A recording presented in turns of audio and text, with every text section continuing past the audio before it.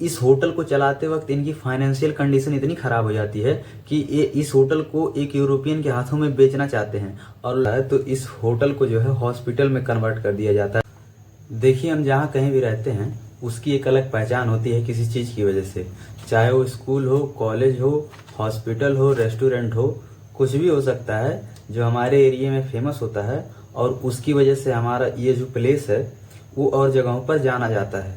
तो अभी हम जानेंगे कि ताज होटल बना क्यों था और इसके बनने के पीछे का कारण क्या है। देखिए, वैसे तो टाटा ग्रुप के कई होटल दुनिया के कोने कोने में फैले हुए हैं, लेकिन इंडिया में जो one of the best hotel है वो मुंबई में स्थित है, जिनमें भारत के नहीं बल्कि दूसरे देश के जो डेमोक्रेटिकल पोस्ट पे हैं वो भी आकर इस होटल में विजिट किए हैं। जैसे president of America Barack Obama, Hillary Clinton, ऐसे लोग भी उस होटल में आकर ठहरे हुए हैं, और ये भी बोल कर गए हैं कि यह जो होटल है ये बताता है कि इंडिया के पास भी एक 5 स्टार होटल है। इसके बनने की जो पूरी स्टोरी है वो 1865 से लेके 1903 तक है, क्योंकि 1903 में जो है ये होटल बन के तैयार हो गया था। देखिए, होता क्या है कि जमशेद रतन टाटा जी जब एक बार ब्रिटेन घूमने जाते हैं तो वहां उन्हें एक होटल में रुकने नहीं दिया जाता है, यह कहकर कि यहाँ काले लोगों की एंट्री नहीं होती है। लेकिन वहां इनका ईगो हर्ट नहीं होता है, और ना ही वहां इनको इंसल्ट फील होता है। वो उनका ईगो हर्ट होता है मुंबई में, अभी मैं आगे बताऊंगा वीडियो में कहाँ उनका ईगो हर्ट होता है। तो वहां से वो जो है चुपचाप अपने इंडिया चले आते हैं वापस। देखिए, उस समय इंडिया गुलाम हुआ करता था, इस पे ब्रिटिश शासन करते थे। पूरा इंडिया का जो सिस्टम था वो ब्रिटिश कंट्रोल करते थे। जब ब्रिटिश शासन करते थे तो यहाँ मुंबई में एक होटल था जिसका नाम था वाटसन होटल। तो होता क्या है, ऐसे में जो लुमायर्स होते थे ये उस जमाने के डायरेक्टर हुआ करते थे, मूवीज बनाते थे, जिन्हें सिनेमा जगत का जनक कहा जाता है। उस जमाने में कैमरास उतने डेवलपमेंट नहीं हुआ करते थे, तो ये क्या करते थे, स्क्रिप्ट को लिख करके फिर उसे अलग अलग देशों में जाके परफॉर्म करते थे। उनके पास शिप होता था और समुद्र से वो जाते थे शिप चलाते हुए और उसे अलग अलग देशों में परफॉर्म करते थे।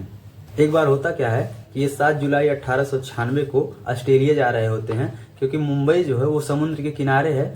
तो वो जैसे ही रास्ते में मुंबई पड़ता है तो वो लोग क्या सोचते हैं, क्यों ना हम अपनी फिल्में मुंबई में भी परफॉर्म करें। तो जब ये मूवी अपना परफॉर्म करने आते हैं तो ये उसी होटल में परफॉर्म करते थे। जो ब्रिटिश गवर्नमेंट थी उस समय वो इसे पूरा मैनेजमेंट करती थी, और वो मुंबई का सबसे लग्जरियस होटल था जिसका नाम है वाटसन होटल।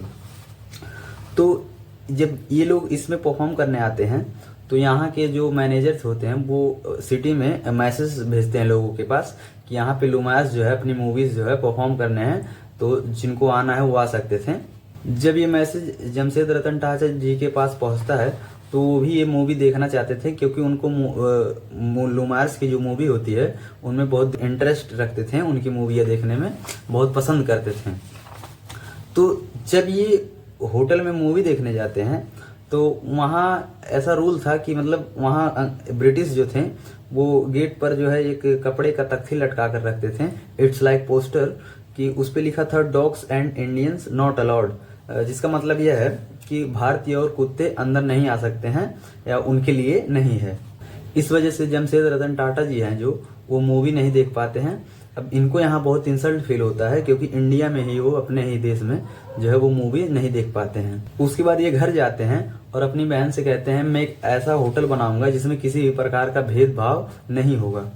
लेकिन जो इनकी बहन होती हैं वो इस चीज का विरोध करती हैं, क्योंकि ये होटल ही सिर्फ होटल ही नहीं खोल रहे थे, बल्कि होटल के साथ साथ बेंगलोर में एक साइंस इंस्टीट्यूट और एक लोहे का कारखाना और उसी के साथ साथ ये होटल भी खोल रहे थे। तो ऐसा हरीश भट्ट जी अपने बुक में लिखते हैं कि इनकी बहन जो थी वो इस चीज का विरोध कर रही थी, लेकिन ये अपनी बहन की बातों को इग्नोर करते हुए होटल का काम शुरू करते हैं और होटल का सामान लेने के लिए दुनिया के कोने कोने तक जाते हैं। लंदन से लेके बर्लिन तक पूरा बाजार घूमते हैं। इस होटल में लगने वाली लिफ्ट को जर्मनी से लाते हैं, तो इसमें लगने वाले पंखे को अमेरिका से लाते हैं, और इसके बाल रूम में जो खंभे लगे होते हैं उसको ये पेरिस से लाते हैं। और इस होटल के जो डिजाइनर होते हैं, जो आर्किटेक्चर्स होते हैं, उनमें सीताराम खांडेराव, डीएन मिर्जा। हालांकि सीताराम खांडेराव के बीच में डेथ हो जाती है, जिसकी वजह से एक ब्रिटिश डब्ल्यू चेम्बर इस डिजाइन को पूरा करते हैं। देखिए, पूरे मशक्कत के बाद 1903 में ये होटल बन के तैयार हो जाता है और 1898 में ये काम शुरू हुआ था। देखिए, जब ये होटल बन के तैयार होता है तो इसमें कुल 565 कमरे होटल में रेस्टोरेंट, बार, कॉफी की दुकान, नाइट क्लब, पेस्ट्री की दुकान, किताब की दुकान, shopping centre, parking, swimming pool, health club, golf, babysitting, beauty salon, laundry, doctor on call, attached bathroom, गर्म पानी, टीवी आदि कुछ इस प्रकार की सुविधाएं इसमें होती हैं। और इस होटल के जो वेटर्स होते हैं उनमें सब अंग्रेज बटलर्स हायर किए जाते हैं, पूरा जो मैनेज करते हैं उनमें सब अंग्रेज। देखिए, जब 16 दिसंबर 1903 को पहली बार ये होटल खोला जाता है तो इसमें सिर्फ 17 गेस्ट आते हैं। इसके सिंगल रूम का किराया 10 रुपए था और अटैच विद बाथरूम और पंखे के साथ का जो किराया था वो 13 रुपए था। और इंडिया में ये पहला ऐसा होटल था जिसमें बिजली थी। हरीश भट्ट जी अपने बुक में ये भी लिखते हैं, इस होटल को तो जमशेद जी ने खोल लिया था लेकिन इस ज्यादा दिन तक इसको चलाने का इनका मन नहीं था। जमशेद जी जब इस होटल को चलाते हैं तो इस होटल को चलाते वक्त इनकी फाइनेंशियल कंडीशन इतनी खराब हो जाती है कि ये इस होटल को एक यूरोपियन के हाथों में बेचना चाहते हैं और लॉस होने के कारण यहाँ के जो लोग थे वो इनको इस होटल को इनका सफेद हाथी बोलने लगते हैं।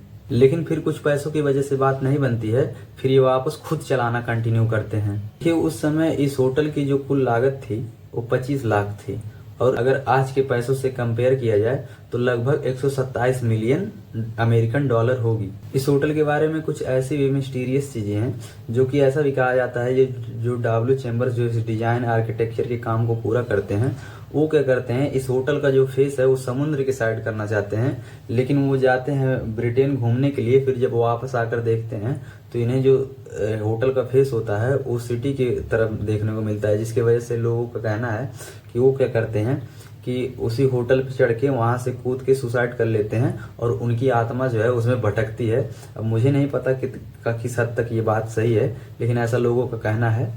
इसमें जो 2008 में अटैक हुआ था उसके बाद ही इसमें जो है बराक ओबामा आए थे और जब प्रथम विश्व युद्ध होता है तो इस होटल को जो है हॉस्पिटल में कन्वर्ट कर दिया जाता है, इसलिए क्योंकि जो डॉक्टर्स आते थे इस होटल में पहले नंबर तो बिजली थी और दूसरे नंबर वो सभी चीजें अवेलेबल थी जो एक डॉक्टर को चाहिए था।